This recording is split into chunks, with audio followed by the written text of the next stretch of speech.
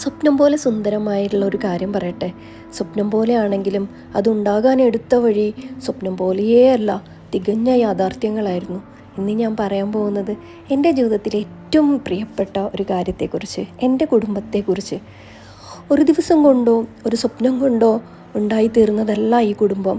2 പതിറ്റാണ്ടോളം നീണ്ട നിസ്സഹായമായ നിമിഷങ്ങളും ഉറക്കം നഷ്ടപ്പെട്ട രാത്രികളും വാക്കുകൾക്കതീതമായ ത്യാഗവും ഉള്ളിലൊതുക്കിയ ഒരു മാതാവിൻ്റെ മനക്കരുത്തും വിശ്രമമില്ലാത്ത രാപ്പകലുകളിൽ സ്നേഹത്തിൻ്റെയും കരുതലിൻ്റെയും കവചമുണ്ടാക്കി സംരക്ഷണം നൽകിയ പിതാവിൻ്റെ നിരന്തരമായ അർപ്പണത്തിൻ്റെയും കഥയാണ്.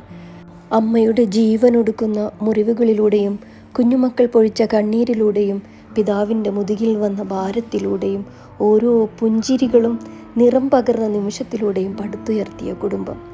ഇത് വെറും ഒരു വീടല്ല, ഓരോ ഹൃദയസ്പന്ദനവും ഞാൻ നെഞ്ചിലേറ്റി എൻ്റെ ആത്മാവിനെ സുഗന്ധം കൊണ്ട് നിറയ്ക്കുന്ന ഒരു അഭയസ്ഥാനമാണ്. ഇവിടെ ഓരോ മുഖത്തിലും എൻ്റെ സ്വപ്നങ്ങൾ കാണാൻ സാധിക്കും, ഓരോ ഹൃദയത്തിലും എൻ്റെ ത്യാഗങ്ങളും കാണാൻ സാധിക്കും. ഒരു കുടയുടെ താഴെ പരസ്പരം മനസ്സിലാക്കുന്ന ഹൃദയങ്ങളുടെ ബന്ധമാണിത്. കണ്ണോട് കണ്ണു നോക്കി ഇവരോട് സംസാരിച്ചാൽ ഉള്ളിലെ ഭാവങ്ങളെല്ലാം അറിയാൻ പറ്റും. അങ്ങനെ മനസ്സുകൊണ്ട് അവരിൽ പകർന്ന് ജീവിക്കാൻ പറ്റും. എല്ലാറ്റിനുമുപരി അമ്മയാകുക എന്ന ദൗത്യത്തിന് ആദ്യ പരിഗണന കൊടുത്തപ്പോഴും സമയം മുഴുവൻ അതിനായി മാറ്റിയപ്പോഴും അത്ര എളുപ്പമായിരുന്നില്ല. എന്നാൽ ഇന്ന് ഈ കുടുംബം ഒരു അമ്മയെന്ന നിലയിൽ, ഒരു ഭാര്യ എന്ന നിലയിൽ, ഒരു പൂർണ്ണതയുള്ള ഒരു സ്ത്രീയാക്കി എന്നെ മാറ്റി.